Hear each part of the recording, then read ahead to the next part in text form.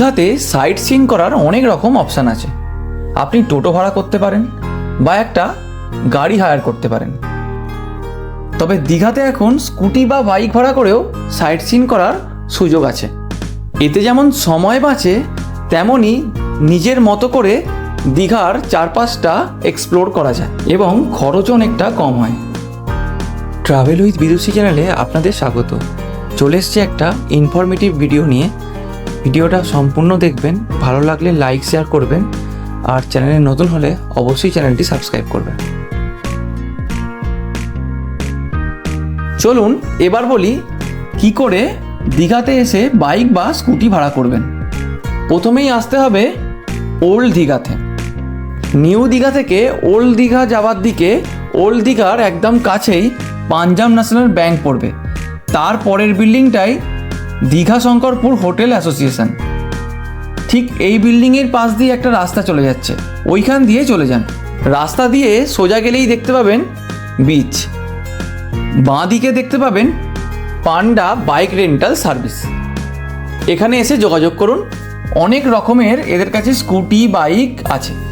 আপনি যে বাইকটা বা যে স্কুটিটা চালান সেটাও আপনি একবার ওদেরকে বলবেন।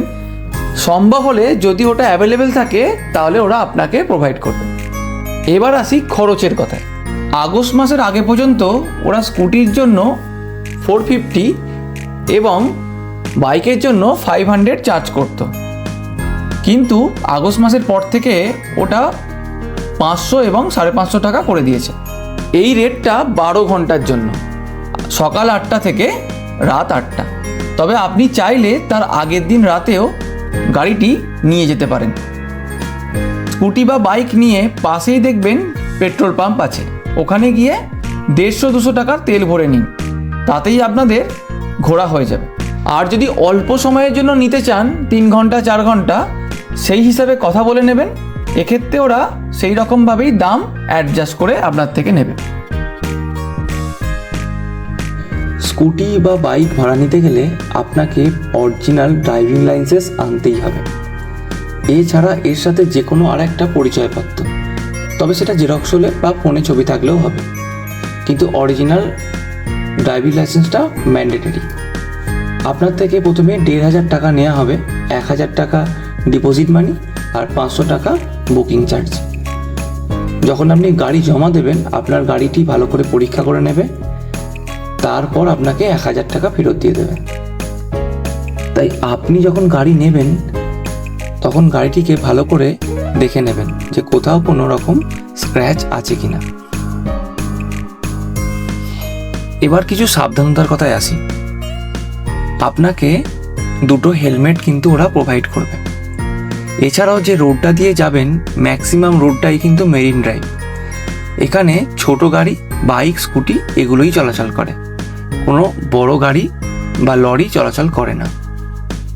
স্কুটি তো ভাড়া করে নিলেন, এবার ঘুরবেন কিভাবে? মেরিন ড্রাইভে আপনি সোজা মন্দারমণি পর্যন্ত চলে যেতে পারেন। আবার নিউ দীঘার দিক দিয়ে তালসারির বিচ পর্যন্ত আপনি স্কুটি নিয়ে যেতে পারবেন। কাঁথির দিকে যে রাস্তাটা যাচ্ছে, কিছুটা গিয়েই ডান দিকে একটা রাস্তা উপরের দিকে উঠে যাচ্ছে, ওটা ধরে গেলেই আপনি মেরিন ড্রাইভ ধরে শঙ্করপুর, তাজপুর এবং মন্দারমণি পর্যন্ত চলে যেতে পারবেন। মন্দারমণি, তাজপুর, শঙ্করপুরে অনেকগুলি করে বিচ আছে। যেহেতু আপনি স্কুটি নিয়ে যাবেন, তাই সমস্ত বিচেই কিছুক্ষণ সময় আপনি কাটাতে পারবেন। টোটো বা অন্য গাড়ি ভাড়া করে গেলে আপনাকে সমস্ত বিচ কিন্তু ঘোরাবে না।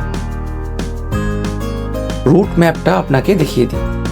আপনি নিউ দীঘাতে যদি হোটেল নেন, তাহলে সকালের দিকে ব্রেকফাস্ট করে জগন্নাথ মন্দির ঘুরে তারপর মোহনা চলে যান। ওখান থেকে ব্যাক করে আবার মেরিন ড্রাইভ ধরে প্রথমে শঙ্করপুর, তারপর তাজপুর, যদি সময় থাকে মন্দারমণি পর্যন্ত ঘুরে আসুন। যদি জোয়ার থাকে তাহলে সমুদ্রের একদম পাশ দিয়ে আপনি যেতে পারবেন, আর সমুদ্রের ঢেউয়ের ছাপটা আপনাদের গায়ে এসে লাগবে। এই দিকটা ঘুরে আবার নিউ দীঘাতে আসতে আপনার মোটামুটি দুপুর হয়ে যাবে। দুপুরে খাওয়া দাওয়াটা সেরে নিন, তারপর বিকালের দিকে চলে যান উদয়পুরের দিকে। কিছুটা গেলেই দেখবেন পশ্চিমবঙ্গ এবং উড়িষ্যার বর্ডারটা পেরিয়েই বাঁ দিকে চলে গেলেই উদয়পুর বিচ।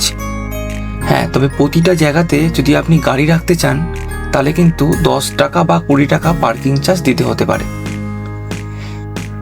উদয়পুর বিচের পাশ দিয়েই একটি রাস্তা তালসারি বিচের কাছে চলে যাচ্ছে। ওই রাস্তা ধরে মোটামুটি 10 মিনিট গেলেই আপনি তালসারি পৌঁছে যাবেন। তালসারিতে গিয়ে ওখানে কিছুটা সময় কাটাবেন, তারপর আপনি আবার ফিরে আসুন নিউ দীঘাতে।